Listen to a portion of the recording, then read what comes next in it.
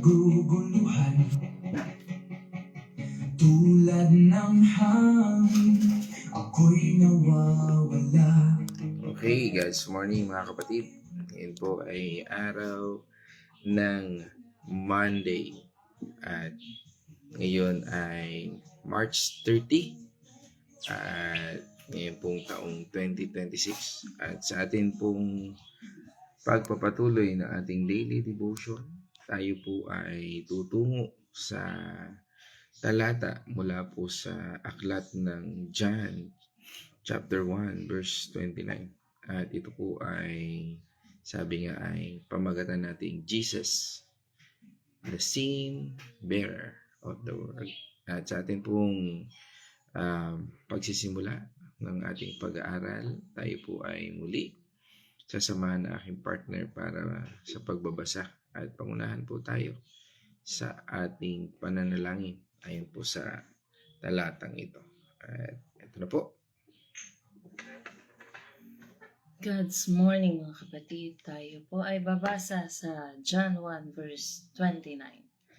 Kinabukasan, nakita ni Juan na si Jesus ay lumapit sa kanya, kaya't sinabi niya, "Tingnan ninyo, siya ang kordero ng Diyos na nag-aalis ng kasalanan ng sanlibutan." Tayo po ay manalangin. Hallelujah, Lord. Maraming salamat po, Panginoon, sa panibagong umaga na ipinagkaloob mo sa bawat isa sa amin, O Lord. Maraming salamat po sa pagkakataon na ito na muli namin pag-aralan ang iyong mga salita, O Lord. Maraming salamat din po, Panginoon, sa knowledge at wisdom na ibibigay mo sa amin upang lubusan namin maunawaan, maintindihan ang aming mga pag-aaralan ngayong umaga. At nang sa ganun ay may sa pamuhay at may ibahagi din sa iba. Maraming salamat, Panginoon, sa lahat po ng blessings na ipinagkaloob mo sa bawat isa. At ipinapanalangin din po namin, Panginoon, ang nangyayaring gera sa ibang bansa, Panginoon, nawa ay matapos na lahat ng ito. Sa ganoon ay bumalik na po sa dati, hindi naman normal, but bumalik na ang kapayapaan, Panginoon. Maraming salamat, Panginoon, at ang lahat po ng ito ay aming ipinapanalangin sa pangalan ng iyong anak na si Jesus. Amen. Amen. Okay, purihin natin Panginoon Diyos at sa mapagpalang umaga muli sa ating lahat, no, na maagang talagang tumutunghay, nag-aabang, no, at patuloy na nakakasama natin, no, sa pag-aaral na ito. At nais ko rin pong basahin ang ating scripture mula po sa Amplified Version. Sabi po dito ay, the next day, he saw, no, Jesus, no, coming to him and said, "Look, the Lamb of God who takes away the sin of the world." No? At dito po sa ating pagtalakay, no, ngayong umagang ito, atin pong tututukan ang isang napakahalagang katotohanan na magbubukas ng mga pintuan ng pag-asa sa ating mga puso. Sabi nga doon sa ating title ngayon, Jesus, no, the bearer of the world. No? Ito ay mensahe na hatid ng ating talatang ito na ating binasa. At ito rin ang panghalang ibinigay ni Juan Bautista, no, na mismo sa ating Panginoong Hesus. Nang makita niya itong papalapit o nang makita po niya ang ating Panginoong Hesus na papalapit sa kanya, no. Si Juan po o si Juan Bautista ay ang propetang inihanda ng Diyos para ipakilala ang Mesayas, no. Dito ho sa yugtong ito, bagamat sila ay magpinsan, no, alam niya siya ay tagapagligtas, pero doon niya nakita na He is the Lamb, no, Jesus the Lamb o the sin bearer, no, dito. At si Juan Bautista po ay nagsagawa, no, o nagsasagawa ng bautismo o ng pagbabautismo nung panahon yon sa Ilog Jordan. At maraming tao po ang pumupunta sa kanya para magbalik loob at malinis ang kanilang kasalanan. At sa panahon iyon, ang mga Hudyo ay nag-iintay ng isang tagapagligtas na tutulungan silang makalaya sa pananakop ng Romano at ibalik ang karangalan ng Israel. Marami rin po nag-aakalang ang Mesiyas ay magiging isang makapangyarihang hari, no? Na magkakaroon ng digmaan para makuha ang kapangyarihan o maibalik ang kapangyarihan sa kanila. Ngunit, noong makita po ito ni Juan Bautista, kapansin-pansin po doon, nung nakita po niya ang ating Panginoong Hesus na hindi niya tinawag na hari o dato o ano pa mang katawagan ng isang maharlikang title. Sa halip, ang sinabi po niya dito ay binigkas po niya ang mga salitang magbabago ng kasaysayan ng bawat tao. Ano po yun? Nung sinabi niyang, "Look, the Lamb of God who takes away the sin of the world." Sa mga salitang ito, binibigyan din po dito na ang ating Panginoong Hesus ay the sin bearer of the world. Hindi lang tagapagligtas ng isang bayan, kundi ang lahat ng tao sa buhay ng mundo. Hindi niya sinabing the sin bearer of Israel. Hindi, di ba? But the sin bearer of this world. Napakahalagang bagay. Napakahalagang informasyon sa bawat isa sa atin. Na dito po sa ating pamagat ngayon, ito po ay, sabi nga, ay isang malalim na ugnayan sa mga kaugalian at kasulatan ng lumang tipan, na kung saan ang mga tupa ay iniaalay bilang handog para sa kasalanan. Sige po, tunghayan po natin yun, di ba? Doon sa Leviticus chapter 1, verse 10. Okay? Kung tupa o kambing ang ihahandog, kailangang ito'y lalaki rin at walang kapintasan. Okay, that is the sin offering. Kailangang lalaki at walang kapintasan. At bilang handog na ito, ito yung pagliligtas sa araw, na ito, na inaasahan nila.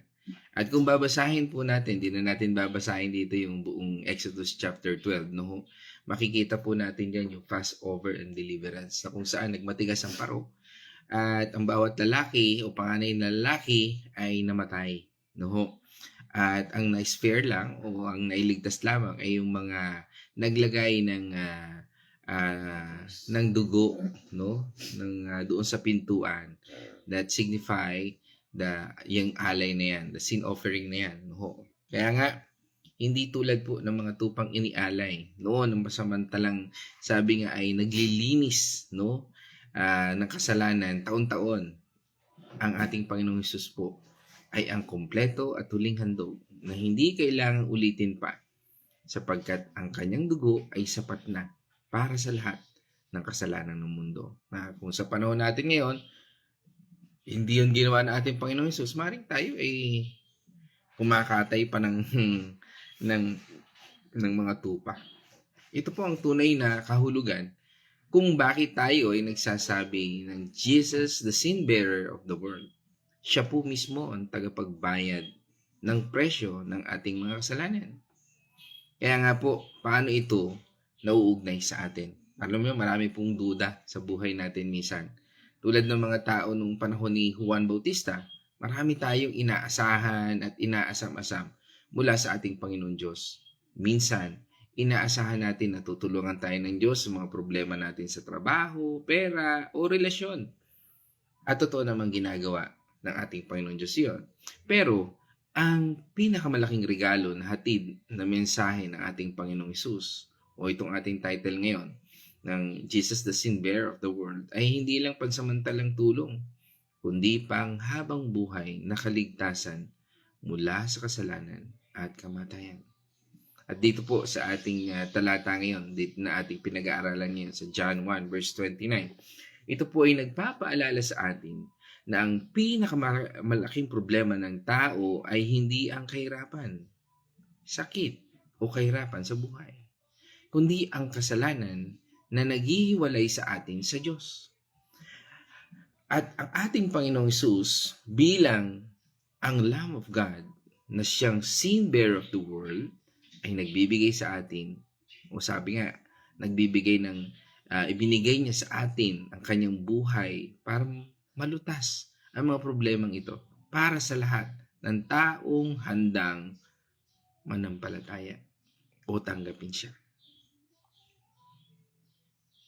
Kaya nga minsan maraming duda sa buhay natin. Yung parang nagtatanong tayo, baka hindi ako sapat na mabuti, natatanggapin ng Panginoon Diyos. Masyado akong maraming kasalanan. Yun yung maraming na iisip natin kung bakit inilalayo natin yung sarili natin sa ating Panginoon Diyos. Pero, tandaan po natin, ang talata o ang Biblia ng Panginoon Diyos ay nangungusap sa bawat isa sa atin. Kaya nga po kung hindi natin babasahin yung Biblia, hindi natin malalaman na may pag-asa, may buhay. Kaya di ba sabi sa atin sa Romans chapter 3 verse 23? Sapagkat ang lahat ay nagkasala at walang sino mang nakaabot sa kaluwalhatian ng Diyos. Amen. Sabi nga po doon, di ba, all have sinned, fall short of the glories of God. Ibig sabihin, walang sino mang perfecto. Kaya nga, Christ died for us, di ba? When we are still sinners. Di ba? Namatay ang Panginoon Diyos, hindi no tayo ay naging mabuting tao na, hindi nun tayo ay banal na, hindi na tayo nagkakasala. Kasi hanggang ngayon, nagkakasala pa rin tayo. Pero mahal tayo ng Diyos. Pero hindi yan dahilan para patuloy tayong sabihin natin ay okay lang na magkasala. Hindi. Kundi ito yung nagbibigay sa atin ng conviction upang piliin natin ang Diyos at tulungan tayo ng Diyos sa lahat ng ating kakulangan at pagkakamali. Di ba sabi sa atin sa Romans chapter 5 verse 8?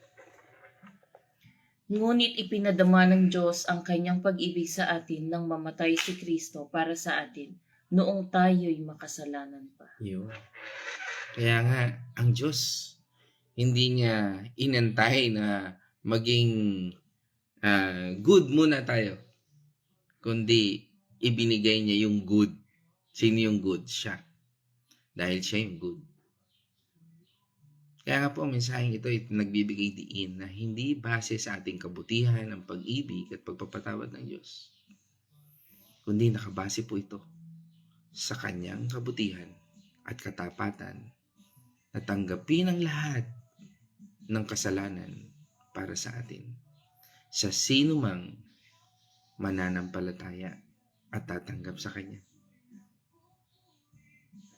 Minsan, tinatanong din natin sa ating buhay, baka hindi para sa akin ang mensaheng ito. Baka para lang ito sa ibang tao. Tandaan natin, kapag naririnig natin ang salita ng Panginoon Diyos o binabasa natin ang salita ng Panginoon Diyos, huwag nating isipin na ito'y para kay ganito. Hindi. Isipin lagi natin, ito'y para sa akin. Mensahe ng Diyos para sa akin. Kasi minsan inisip natin, di ba? Lalo na, sana nakikinig ito para mabago ang buhay niya. Yeah?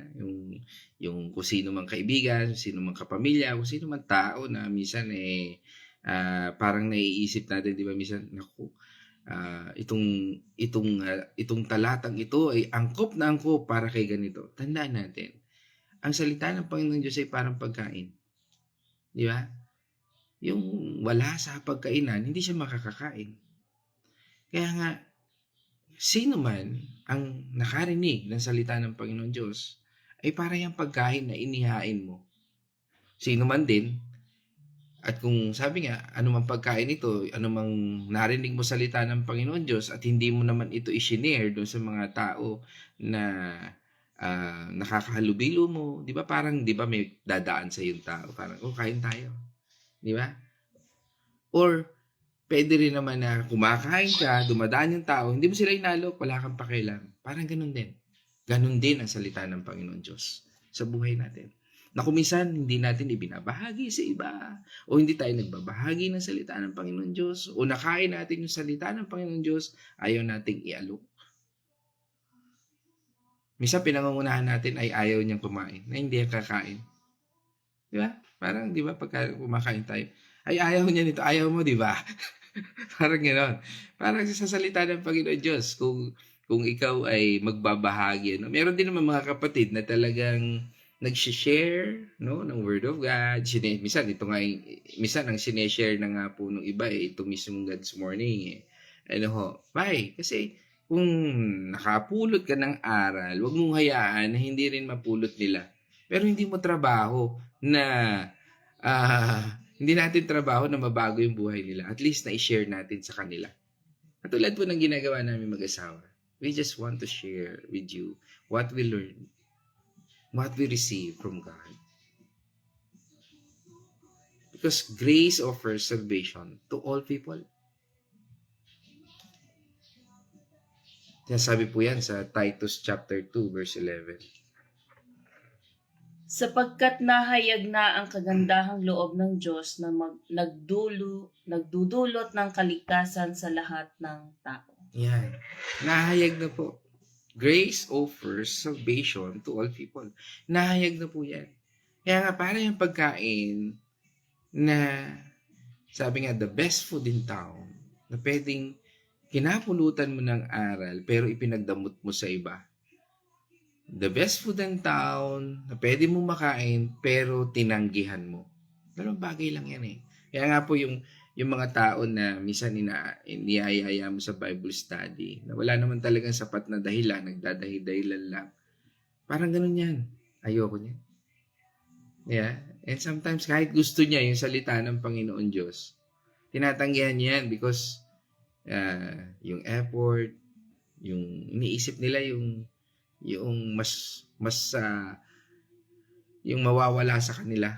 Parang halimbawa, o ikaw ay dating laging mahilig manood ng TV, parang ayaw mong mawala sa sistema mo yun. Parang mas gusto mo yung dati mong pagkatao. Pero gusto nilang maligtas. Pero ayaw naman nilang sumunod sa Diyos. Kaya nga po, ang pamagat na ito ng ating title ngayon, di ba? Jesus, the sin bearer of the world, ay nangangahulugan pong walang sino mang tinatanggihan ng Diyos na handang lumapit sa Kanya. At kasama tayong lahat dito. Lahat ng nakakakinig ngayon, walang sino man. Yan ay para sa atin. Hindi porket kung anong religion mo, hindi. Wala. Lahat yan ay para sa atin.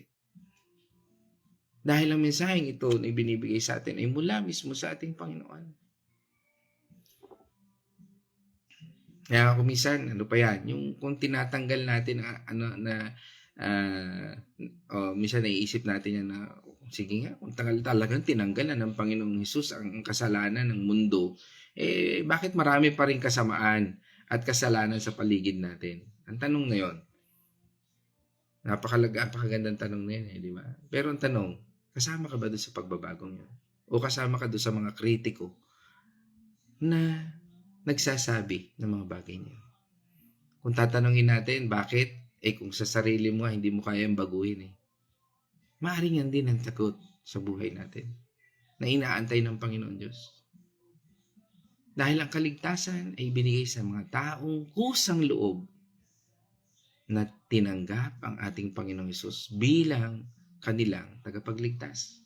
Di ba sinasabi nga doon sa sa John 3 verse 18. Sige, basahin natin 'yon. John 3 verse 18. Hindi hinahatulang maparusahan ang sumasampalataya sa anak, ngunit hinatulan na ang hindi sumasampalataya sapagkat hindi siya sumasampalataya sa kaisa-isang anak ng Diyos. Iyon. Sabi, kung yung mga taong naniwala at nanampalataya sa ating Panginoong Jesucristo ay hindi hinahatulan. There's no verdict, masabi nga doon. Pero yung mga hindi nanampalataya, it's self-explanatory. Hinatulan na sila. Hindi tayo humatol, kundi ang Biblia mismo. Kaya hindi natin kailangan hatulan ng sino man. Ang kailangan natin ipakita yung katotohanan ng Biblia, yung sinasabi ng Biblia, dahil kalunos-lunos sa mga taong hindi maniniwala at mananampalataya sa ating Panginoong Hesus. At hindi susunod sa kung ano sinasabi ng ating Panginoon Diyos. Dahil ang gawa ng Diyos bilang sin bearer of the world ay tapos na. Ngunit kailangan pa rin natin gumawa ng desisyon na tanggapin ito para maramdaman natin ang pagbabago sa ating buhay. Diba naalala natin yung ilan nating topic, no? Pero hindi na natin kasi nung pahapewan dahil haba tayo Yung general calling at saka yung effectual calling. Dalawang bagay sa buhay natin. No?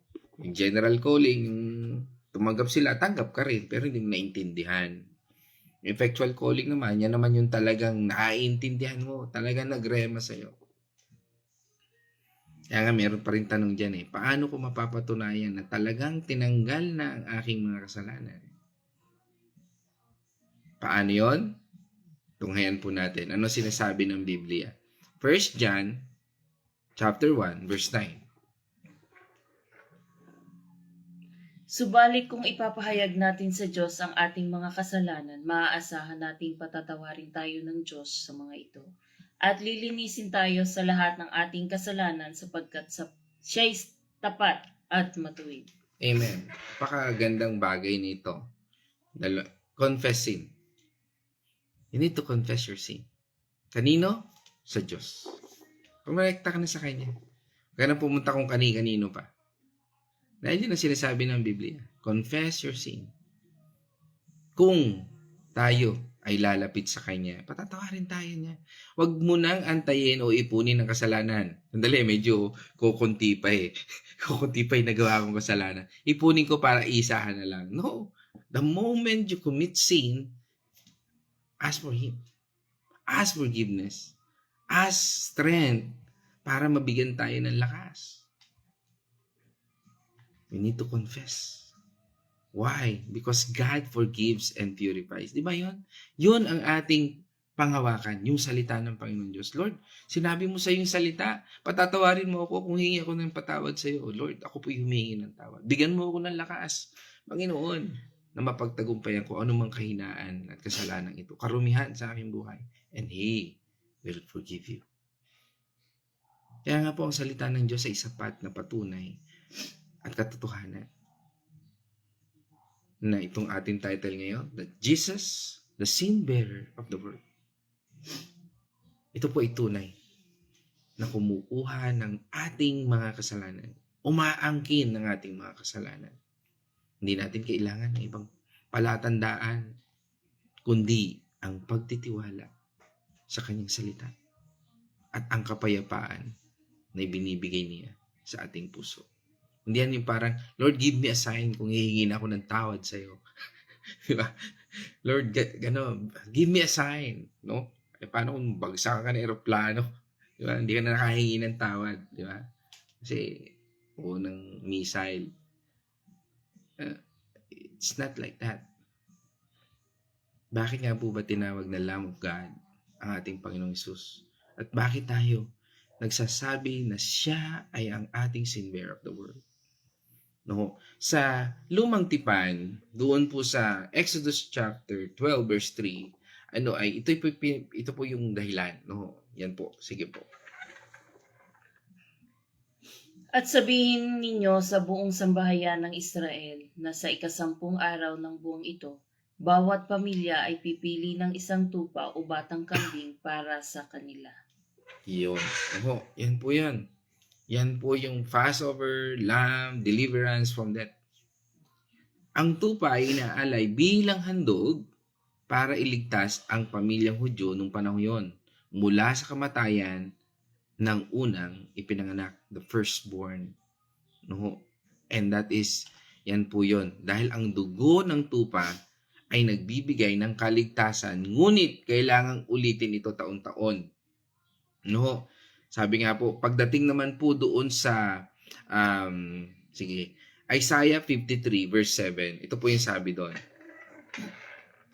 Siya ay binugbog at pinahirapan, ngunit hindi kumibo kahit isang salita.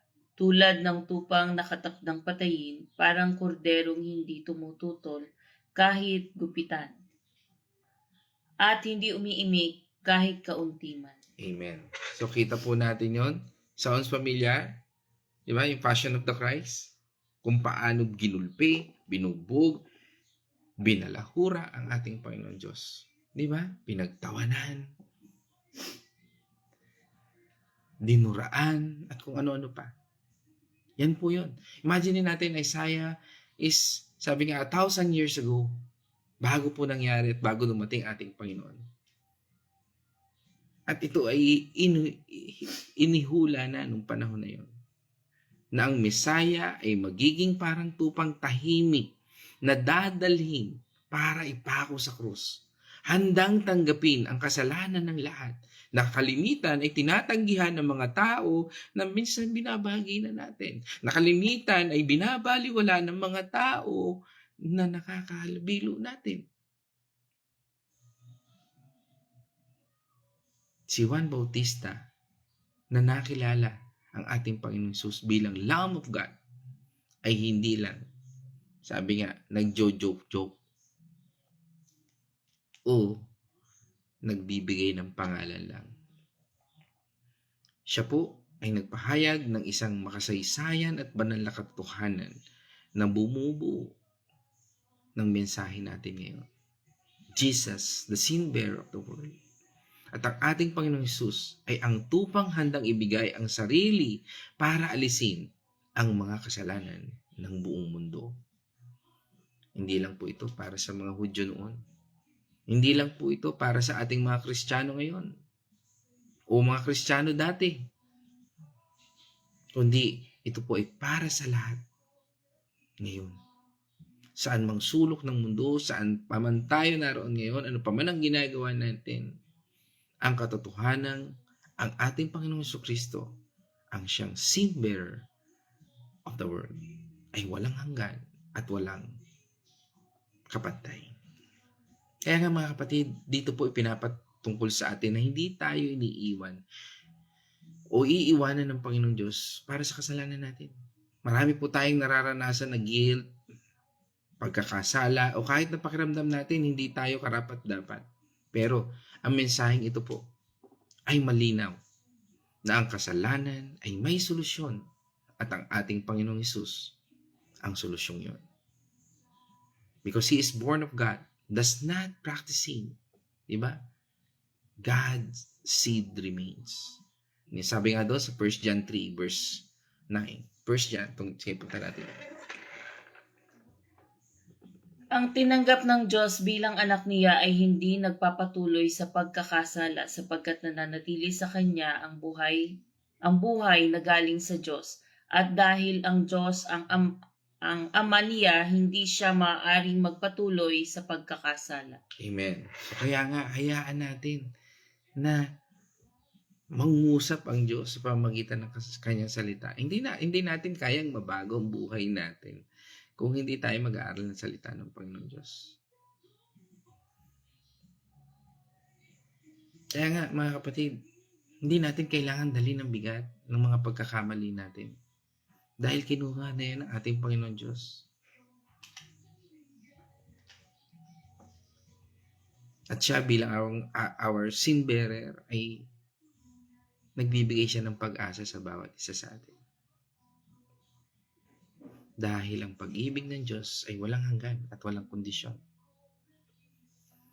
Kaya nga, ang salitang ating binasa kanina that takes away the sin of the world, mula po dito sa John 1:29, ay patunay po na ang mensaheng ito ay para sa lahat. Walang kasalanan, sabi nga ay masyadong malaki, walang taong masyadong masama para hindi matulungan ng Panginoon Diyos. 'Di ba? Binasa natin kanina do sa Romans 5:8 that He loves us even we're still sinners. And God demonstrates love. Christ died for us even we are still sinners. Kaya nga, napakaganda nung sinasabi nun, di ba, sa John 3:16, na paborito natin lahat. Sige, balikan natin. John 3:16.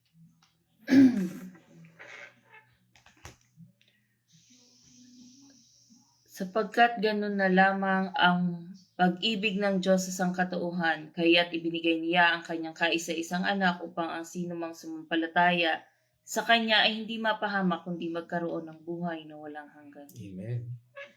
Kaya nga, kung mananampalataya tayo, magkakaroon tayo ng buhay na walang hanggan. Kung tatanggapin natin, if we confess on our lips that Jesus Christ is Lord, excuse me po, you will be saved.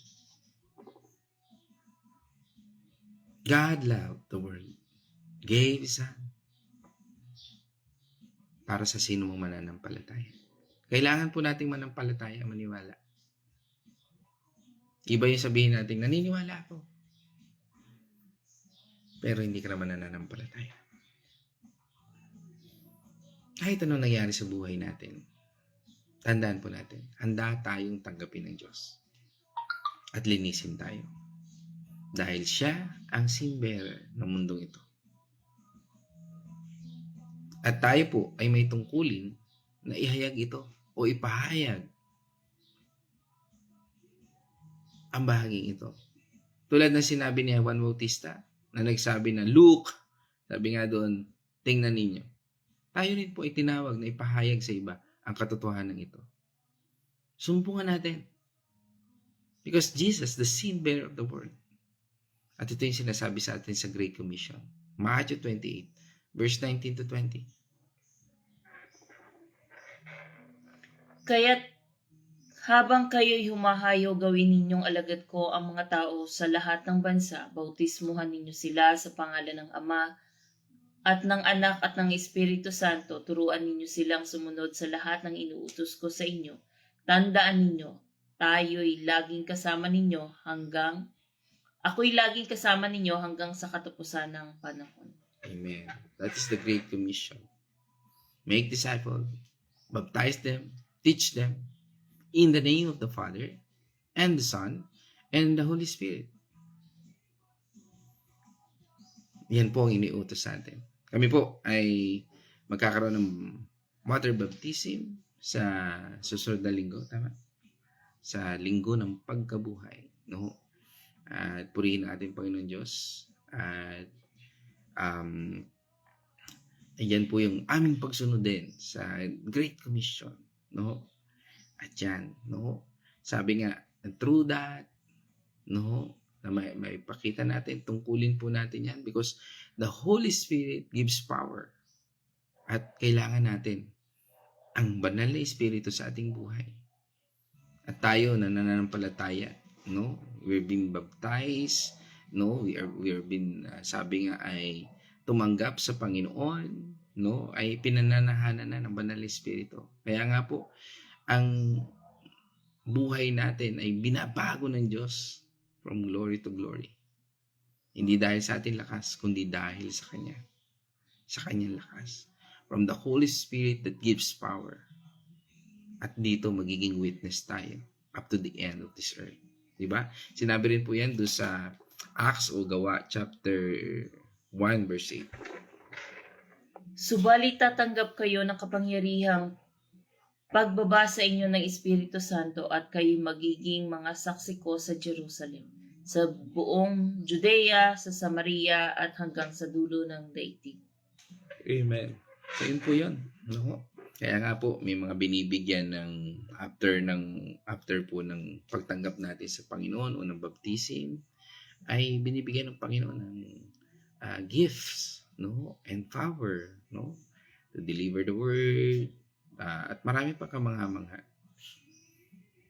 Tandaan po natin, hindi natin kailangan maging propeta o pastor o evangelist o kung ano-ano pa man, no? Para makapagbahagi. Pwede lang natin sabihin sa ating kaibigan, kapamilya na alam mo ba may pag-asa tayo dahil ang ating Panginoong Hesus ay sin bearer ng mundong ito. Kaya nga, dito ang buhay natin ay nababago. Mula sa pagkakasala, patungo sa kaligtasan. Kaya nga, wag na po nating pigilan ang sarili natin sa mga nakaraan natin. Tanggapin natin ang kaligtasang ibinibigay ni Jesus bilang sin bearer of the world. Meaning, wag na natin, ako'y makasalanan. Hindi na ako kayang baguhin. Ninuman. No? Wala. Kaya po yan. Ang pumipigil lang sa atin, hindi naman yung demonyo eh. Hindi naman yung kapitbahay natin eh. Mismo tayo. At kung hahayaan natin na baguhin tayo ng Panginoon Diyos, ano mangyayari sa atin? Sige, ito ngayon natin. We will become a new creation. Old things are gone. Diba sabi sa atin doon ng 2 Corinthians 5 verse 17? Kaya't kung nakipag-isa na kay Kristo ang isang tao, isa na siyang bagong nilalang, wala na ang dati niyang pagkatao. Sa halip na palitan na ito ng bago. Amen. So, kung tayo daw po ay nakipag-isa na sa ating Panginoon Kristo, ay bago ka ng nilalang. Kaya nga minsan, sabihin natin, nabautismo na tayo, ako'y new creation na. Ang bait ko kasi, hindi po ganoon. Why? Because we are saved by grace through faith sa ating pananampalataya. Kaya nga po, yung mga tao, nagpapabautismo, hindi dahil sa requirements ng simbahan, kundi it's an act of faith. Alam mo na gusto mong baguhin ka ng Diyos at binabago ka ng Panginoon Diyos. Kaya nga po, lahat yan is an act of faith. Bakit ka na-attend ng church? Because an act of faith. Bakit mo ibinabahagi ito? Because an act of faith. O bakit ka nagbabahagi ng salita ng Panginoon Diyos? Because an act of faith. Bakit ka tumutulong sa mga gawain sa simbahan? Because an act of faith. Hindi dahil sa sinabi ni pastor. Hindi, it's an act of faith. Kaya nga, wala tayong dapat ipagmalaki sa Panginoon. Patayo ako ng simbahan, ganitong ginawa ko. Hindi natin kaya ipagmalaki sa Panginoon.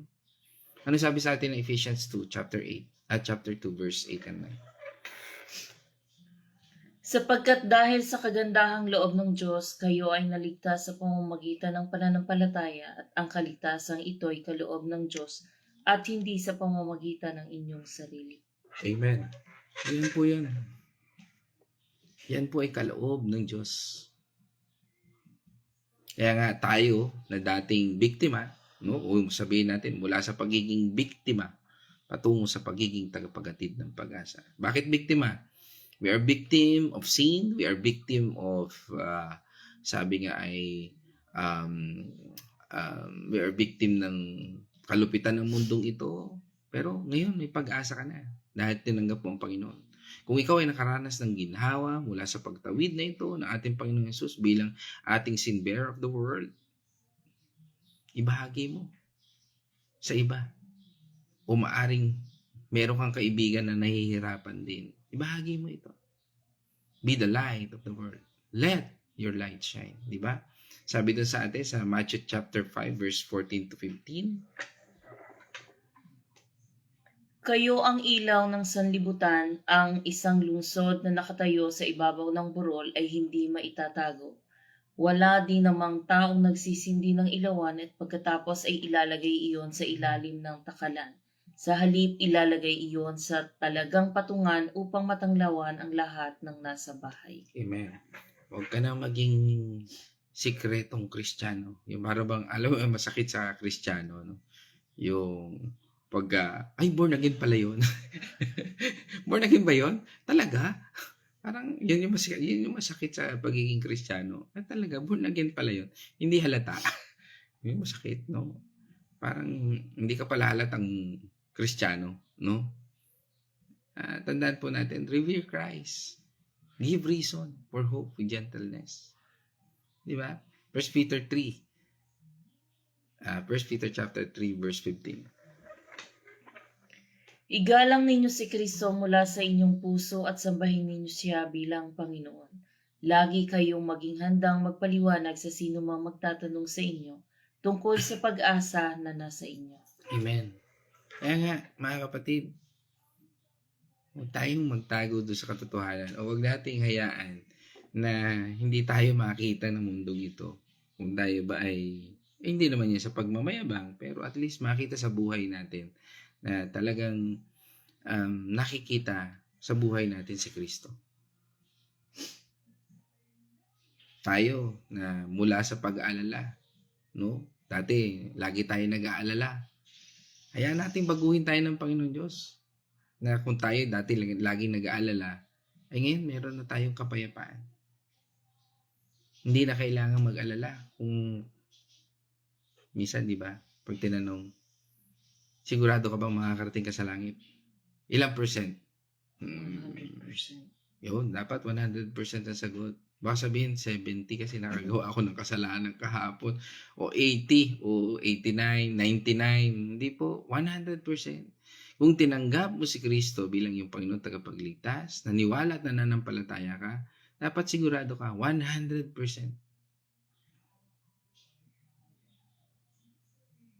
Huwag mong ipapalabis. Kasi bakit? Nagmamalaki ka nun eh. Kasi yung 1% din, maaaring sabihin mo, nagpatayo kasi ako ng simbahan, kaya pupunta ako ng langit. Yung 1% din, kasi ang bait-bait ko eh. Yung 1% din, kasi ganito yung ginawa ko eh. Ang sipag-sipag ko sa lahat ng gawain. Hindi natin dapat ipagmalaki ang mga bagay na nagagawa natin sa Kanya. Dahil una, mas malaki ang bagay na ginawa niya sa buhay natin. Dapat isipin natin na ito ay bahagi ng ating buhay na, sabi nga, kulang pa nga yung ating ginagawa sa Panginoon eh. Di ba? Sabi sa atin ng John 14 verse 27, ito yung magandang regalo ng Diyos. Kapayapaan ang iniiwan ko sa inyo, ang aking kapayapaan ang ibinibigay ko sa inyo, hindi tulad ng kapayapaang ibinibigay ng mundo. Huwag kayong mabalisa, huwag kayong matakot. Amen. Ang nagawa natin sa mundong ito, madaling kalimutan. Pero yung kapayapaan ng Diyos, hindi mawawala. Gumawa ka ng mabuti sa kapwa mo, sa ilang panahon, ilang araw, ilang buwan, maaaring taon, makakalimutan na nila yan.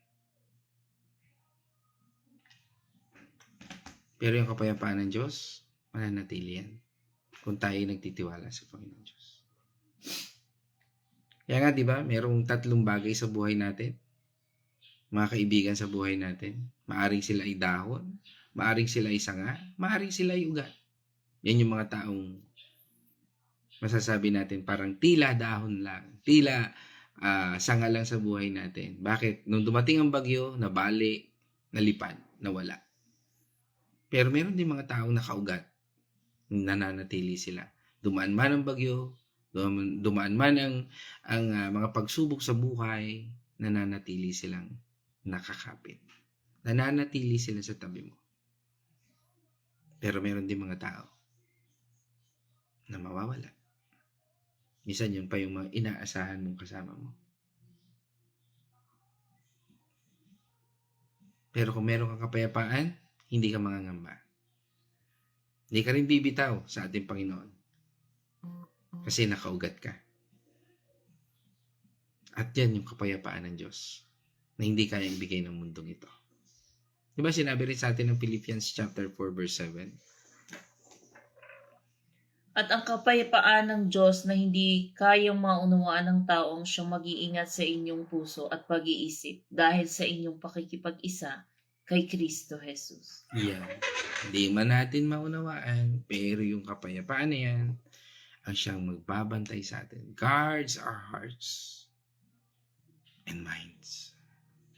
Kapatid, sa akin po pagtatapos, hindi ko alam kung anong mga dalahin natin o dalahin ng mga puso natin ngayong umagang ito. Baka meron tayong mga bitbit na kalungkutan na matagal nang hindi natin maibigay sa sino man. Baka meron tayong mga kasalanang akala mo ay hindi na mapapatawad, no? Minsan, kahit yung sarili mo, hindi mo kayang patawarin eh, di ba? Baka meron tayong duda na parang bato sa dibdib natin na hindi natin alam kung tunay nga bang mahal tayo ng ating Panginoon Diyos. Ngayon, habang naririnig mo ang tinig na ito, hayaan mong marinig mo rin ang boses ng Diyos sa iyong puso. Isang boses na nagpapahayag ng katotohanan that Jesus is the sin bearer of the world. Hindi natin kailangan maging perfecto para mahalin ng Diyos o mahalin ng Diyos. Hindi natin kailangan ayusin muna ang lahat ng bagay para makalapit sa Kanya. Ngayon mismo, habang nakikinig ka, buksan mo ang iyong puso. Pwede mong sabihin ngayon, Panginoong Jesus, Panginoong Jesus, tinatanggap kita tinatanggap kita bilang aking Panginoon bilang aking tagapagligtas. Panginoong tagapagligtas. Patawarin mo ako Patawarin mo ako sa aking mga kasalanan sa aking mga kasalanan at gawin mong muli at gawin mo muli ang buhay kong ito. ang buhay kong ito. Kung ipinagkatiwala mo ngayon ang buhay mo sa Panginoon, kapatid, tandaan mo ang araw na ito. Maaring ito ang araw ng iyong bagong buhay. Kapag ginawa mo yon, bibigyan tayo ng Diyos ng bagong puso. Bibigyan tayo ng Diyos ng kapayapaan na hindi may paliwanag ng isip at ibibigay sa atin ang banal na Espiritu, the Holy Spirit, na magiging gabay natin sa bawat akbang ng ating buhay. Hindi natin kailangang maglakad ng mag-isa dahil kasama natin ang Diyos palagi hanggang sa huling panahon. Purihin ang ating Panginoon Diyos. At ngayon naman tayo po idadako sa Wednesday Reflection. God's morning mga kapatid. Aking pong reflection dito sa ating napag-aralan ay, di po ba noong una, parang binabasa lang natin ang Biblia, yung hindi natin na isa sa pamuhay, pero hindi naman natin ginagawa ito sa totoong buhay. Pero habang lumalago tayo bilang mananampalataya, naiintindihan natin kung gaano kahalaga ang pagbabasa ng Biblia, kung gaano kahalaga ang mga salita ng ating Panginoon. Para lang po itong pagkain. Di po ba tayo nagugutom tayo kapag hindi tayo kumakain? Nanghihina tayo kapag hindi tayo kumakain. So ganito din po dapat ang pagbabasa natin sa Biblia. Kailangan ay kainin din natin. Ito kagaya nito ginagawa natin, dinadigest natin, iniisa-isa natin ang bawat salita ng ating Nakikisalo Panginoon. tayo, parang gano'n. Para tayo Nagsasalo-salo. yun, nagsasalo-salo tayo. Tsaka inaano natin, yung hinihimay-himay natin, ano nga ba yung sinasabi ng ating Panginoon upang maintindihan natin. Kasi minsan, di po ba pag nagbabasa tayo ng Biblia, binasa natin, nakailang ulit na tayo, hindi pa natin naiintindihan. Pero dito sa ating mga napag-aaralan, sa mga nagpapaliwanag, ay naiintindihan na natin kung ano yung ating mga binabasa o ating mga pinag-aaralan, sapagkat kasama natin ang ating Panginoon upang lubusan natin ito maunawaan. Yung mga kasalanan po natin dati ay hindi na natin kailangan dalhin pa, or hindi na yung mga kasalanan natin hindi na mabigat kagaya noong una na, di po ba, noong hindi pa tayo humingi ng kapatawaran sa ating mga kasalanan. Ang bigat-bigat nito. Parang ang bigat sa pakiramdam. Pero nung nasabi na natin ang ating mga kasalanan sa ating Panginoon at sa taong ating pinagkakasalaan, parang ang gaan-gaan na.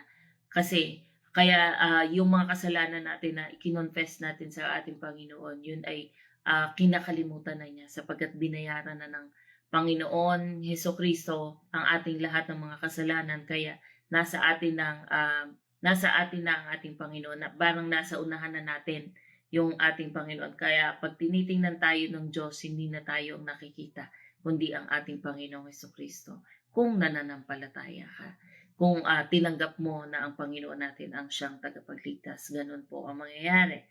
Alam natin na si Jesus ang nagbayad noon para tayo ay mapatawad ng Diyos sa lahat ng ating kasalanan.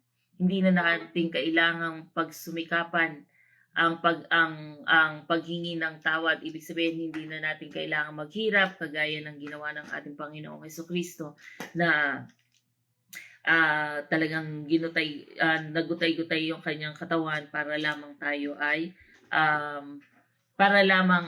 tubusin ang ating mga kasalanan. Hindi na po natin yung kailangan gawin. Ang kailangan lang po talaga natin ay sumampalataya sa ating Panginoon. At syempre, huwag na nating ulit-ulitin yung mga kasalanang nagawa natin dati.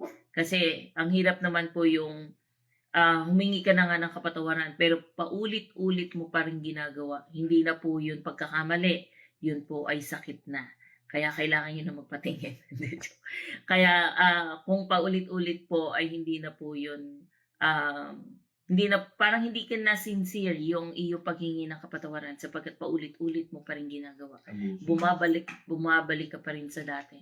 Kaya po, huwag po natin iisipin na ako na may papatawarin ng Panginoon. Pero paulit-ulit mo pa nga rin ginagawa. Minsan po, nanghihinawa din. Kahit po tayo, di ba, yung tao nagkasala sa atin, pag paulit-ulit na ginagawa, ay hindi na po patawad talaga. Kaya wag na po nating antayin na maging ganon ang mangyari sa atin. Pero ang Panginoon po ay kahit ilang beses nga tayong humingi, magkasala, basta humingi lang tayo ng taos-puso, taos-pusong paghingi ng kapatawaran, hindi lang po yung sa salita. Sapagkat alam po ng Panginoon kung totoo yung iyong sinasabi o hindi. Sapagkat siya nga po ang Diyos. At saka natutunan din po natin na ang biyaya ng Diyos ay libre. Hindi po yan, wala po yung bayan. Hindi po kagaya ng kultura natin na kapag may utang na loob ka, ay kailangan mong ibalik.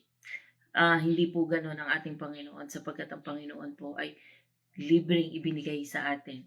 Kahit kaya po, yung libre na iyon, ibahagi natin sa iba. Nang sa gano'n ay makakilala din naman ang iba. Huwag po na yung sarili lang natin yung ating iniisip. Para po masuklian ito, subukan po natin maging katulad ni Juan Bautista na ipinahayag niya ang salita ng ating Panginoon. At minsan po sa pagtulong ay sa mga nangangailangan o pagiging mabait ay naibibigay po natin yung ang libreng kaloob ng ating Panginoon na i-share natin sa iba. Ang tawag po sa atin ay tupa ng Diyos. Ito po ay nagbibigay sa atin ng lakas, tinitiis ang hirap para sa iba. Ito ay paraan para ipakita ang pag-ibig na ibinigay ng ating Panginoong Hesukristo para sa atin. Kaya ibahagi din natin sa iba ang lahat ng ating mga natututunan dito sa ating God's Morning. Kaya yun po, maraming salamat po and God bless sa inyong lahat. Okay, isang pagpalang umaga at ngayon tayo dadako na sa ating batian sa ating mga kapatid na dapat nating saladuhan dahil sila po ay katuwang din natin sa araw na ito. Sila yung ating mga kapatid na laging sumusubaybay. Yan, unahin na natin ang aking magandang nanay, Corazon Getgano Mercado, dyan sa Santa Rosa, Laguna. At pagbati ko na rin sa aking anak na si Casey, at syempre sa aking kapatid na si Caroline Mercado, at sa aking mga pamangkin dyan, sa mapagpalang umaga dyan sa Santa Rosa, Laguna. At yan, tungo naman po tayo sa Barangay Santo Niño. Yan, kasama po muli natin si Nay Josie. Sa mapagpalang umaga po sa inyo, Nay Josie, at sa inyong buong pamilya. Yan, pagbati po mula po sa Purposeful Life Ministry. Yan, dito sa atin sa God's Morning. Yan, at kasama rin po natin ngayon ang ating kapatid mula po sa Liliw, Laguna. Yan, ang Arosena family. At happy birthday po sa inyong apo. Yan. At regard sa buong family. Yan, kasama po natin ngayon ang si Nanay Edna Arosena. Sa mapagpalang umaga po, Nanay Edna. Yan, at God's Morning po. At tungo naman po tayo ngayon sa ating sa lugar ng Bulaking Chaong. Yan, pagbati natin yan sa pangungunan ni Kuya Chris Artillaga. At syempre pagbati na rin natin kay Nay Marta, kay Nay Gori, at sa lahat ng nandyan sa Bulaking Chaong. Yan, Quezon, yan, kila Nanay Lina, kila Sister Ivy, kay Yasel, kay Inigo, at sa lahat dyan ng mga kapatid po natin, kapamilya dyan. Pagbati natin dyan sa Malasmas, Kapus, Benalus, Silang, Artillaga family. At pagbati rin natin ngayon, kasama po natin ang aming ina-anak, pagbati natin sa mag-asawang ito kay Tyrone at kay Janessa Azucena dyan sa Barangay Concepcion. At syempre, pagbati na rin natin kay Brother Arthur, sa ating kumpare kay Paring Arthur, at saka kay Kumaring Len. At syempre, pagbati rin natin sa mga kiddos, kay Pau and Jolene, at salamat sa fellowship kahapon na diyan sa inyong tahanan. Purihin ng Diyos at sa inyong buong pamilya. Sa mapagpalang umaga sa inyo, At yan, kasama rin po natin, yan nabanggit ko, ang pamilya Andal at Tilyaga, sa pangungunan ni Pastora Pe. Sa mapagpalang umaga po sa inyo, Pastora. diyan sa San Pablo, Barangay San Roque, no? Diyan sa South Meadows, no? Isang mapagpalang umaga po sa inyo. At tungo naman po tayo ngayon sa Makati City, no? Kasama po natin ang Rianzares family, yan, kasama po natin Sister Babes. Siyempre, pagbati rin natin kay Kuya Ramil, kay Kate, kay Isaiah, um, yan, no? Sa inyong buong pamilya. Yan. At ganun din kay Afe, no? Kay Kuya Jay, dyan sa Bulacan, Santa Maria. Yan. Sa mapagpalang umaga po sa inyong lahat at sa inyong buong pamilya. Yan. Yan, nabati ko na rin ang aking kapatid. Yan. At pagbati rin natin mula po sa Villa Escudero, pagbati natin, kasama po natin si Naiwini Patual, yan. At pagbati na rin natin kay Ate Lisel, no, sa buong pamilya niyo dyan sa Villa Escudero. Yan. At pagbati rin po natin sa ating kapatid kay Kuya George Pios, isang mapagpalang umaga po, Kuya George, no, dyan sa Bacolod City at sa inyong buong pamilya. Yan. At sino pa? Yan, at ang ating kapatid, no, sa Pampanga. Yan. Nabati natin si Ate Cindy Mercado. Yan, isang mapagpalang umaga sa iyo. Ayan, ate, no? At yan, pagbati rin natin sa Biray family, no? Yan ang kasama po natin, ang Biray family. So pagbati natin kay Brother Mike, Sister Grace, no? At sa inyong buong pamilya, dyan kay Miko, kay Carl, kay Ellie, no? At syempre sa mga baby, kay Dion at kay Butchay, dyan sa aking inaanak. So pagpalang umaga po sa ating lahat. Yan. At sino pa? Yan. At kasama rin po natin ang Rodriguez family. Yan, sa pamumuno ni Brother Greg. Isang mapagpalang umaga sa iyo, kapatid. Yan, at sa iyong buong pamilya. Yan, nakikita rin natin na lagi rin nakakasama natin dito sa God's Morning, no? At pagbati rin natin, no, mula sa Dolores, Quezon, no? Pagbati natin kay Tatay Victor at Nanay TC. Kasama po natin from Dolores, Quezon. Yan, si Tatay Victor at si Nanay TC. At I think, nabati na po natin. Okay. Nawala daw po ang sound. Nako, bakit kaya nawala? Okay. So, sabi ni Pastora Pe, nawala daw ang sound. No? Okay, sana ay narinig. No?